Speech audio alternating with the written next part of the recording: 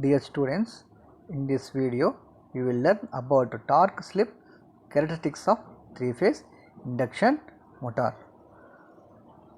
First, in previous video, we have seen torque equation of three-phase induction motor. Torque is directly proportional to SR2 by R2 square plus SX2 whole square. So according to that equation, we are going to discuss about torque slip characteristics. At low slip region, first we are considering at low slip region. Slip value is very low, slip value is negligible. So then denominator s into x square is neglected. So remaining s r2 by r2 square will be there. So finally t is proportional to s by r2. So where r is constant, so that we can directly write torque is proportional to s. So torque is proportional to s at slow slip region. So hence we can say that at low slip region torque is directly proportional to slip. So as load increases, speed will be decreased. Increasing in the slip, load increases, speed will decrease, so slip will increase. So in this increases the torque which satisfies the load demand. Hence the graph is straight line in nature. At n is equal to ns, motor is running at synchronous speed. So then n will be equal to ns, slip is equal to 0. So slip is 0, obviously torque also will be 0, since torque is proportional to slip. Slip is equal to 0, so torque is also will be equal to 0. At no torque is generated at n is equal to ns. Motor speed is equal to synchronous speed. Motor speed is equal to synchronous speed. Then no torque will be produced. So torque increases linearly in this region of slow slip values. So torque will be increased. Next we will see the high slip region. So in that high slip region, so slip value approximately is equal to, we are considering 1. So here it can be assumed that the term R2 square is very small as compared to s into x2 square. So then R2 is negligible in denominator. Finally, torque equation is proportional to SR2 by s into x2 whole square. So R2 anyway we are neglecting. So torque is proportional to 1 by s, where R2 and x2 are constant. So R2 and x2 are constant if you take. So torque is proportional to 1 by s. So what we can conclude here, a slow slip region torque is directly proportional to slip, and high slip region torque is inversely proportional to slip. So in high slip region torque is inversely proportional to slip. Hence the nature like a rectangular parabola. So here we can see when s is equal to 0, s is equal to sm, s is equal to 1. So when torque is varies from low value to 0 to maximum value. So here in this s is equal to 0 or s is equal to sm. So this slip will increase linearly, and s is equal to high slip region, that is s is equal to increasing to 1. So it will be unstable region, so it will reduce rectangular parabola. So here OA is a stable region, so OA we can take stable region, and AB is unstable region, that is high slip region or low slip region. So torque will be in increases, and we can take it as a stable region. So point A is the maximum torque, point B represents in this graph starting torque, and point C represents full load torque. So this is the torque slip characteristics of uh, induction torque, slip, so not slip, not speed, slip characteristics of induction motor. So now, so we will move to the other uh, uh, topic, generating and braking regions. So induction motor is operates on three regions.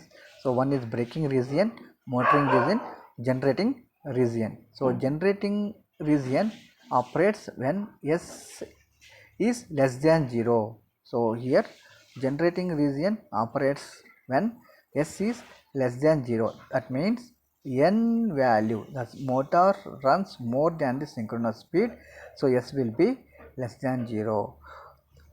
When S is in between 0 to 1, 0 to 1, induction motor acts like a motoring region. So induction motor operates in within the motoring region. So you can see here. So you can see um, torque, sorry, slip, S is equal to 0, S is equal to 1. So in this region, so induction motor is operates motoring motoring region. So here S is less than 1, S is less than 1, then it will operates braking region.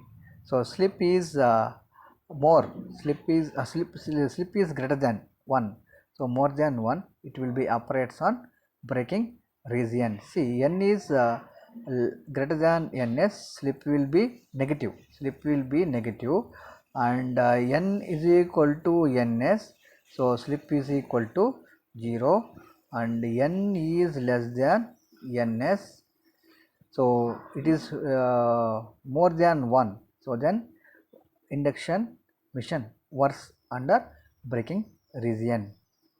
So here you can observe torque versus speed and slip characteristics.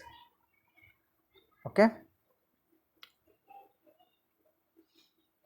So when induction machine working as an induction generator is when slip is negative, and slip is negative, then this induction motor working as a induction generator. When slip is positive, so slip is between 0 to 1, so the induction machine operates under motoring region. So when slip is more slip is more than 1, S is greater than 1, then induction machine working under braking region. So here we can see the detailed information about braking and generating regions. When slip lies in the region 0 to 1, that is when 0 less than S less than or equal to 1, 0 less than or equal to S less than or equal to 1, a machine runs as a motor, so which is the normal operation. So which is the here middle operation is called motoring operation.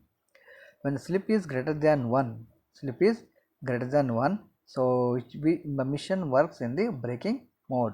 The motor is rotated opposite direction to that of rotating field. When slip is negative, rotor is running at the speed above the synchronous speed, so the time slip will be equal to negative. Thus the negative slip generation action takes place, and the nature of torque slip characteristics reverse in this region, in this generating region. So nature of generation uh, takes place and nature of torque slip characteristics reverse in this generating region. So you can observe in this uh, torque slip characteristics, so it is under negative region. If you observe, so it is comes under negative axis region. So this is a negative axis region, so this is a positive axis region. So when braking and motoring operation, so torque will be in positive, when generating action torque will be under negative region. So this is about torque slip characteristics of induction motor.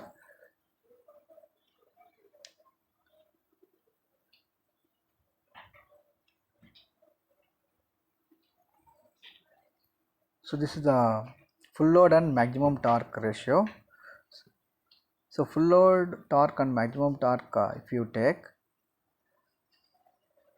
a fraction, so finally full load torque and maximum torque ratio is equal to 2 Sm by 1 plus Sm square.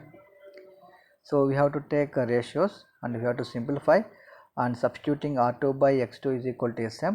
So finally, so this is a relation, starting torque to maximum torque ratio is 2 Sm by 1 plus Sm square. So you have to got from this relations. So you have to got from this relation, and so in next video we'll see about speed torque characteristics of three phase induction motor. Okay, thank you everyone.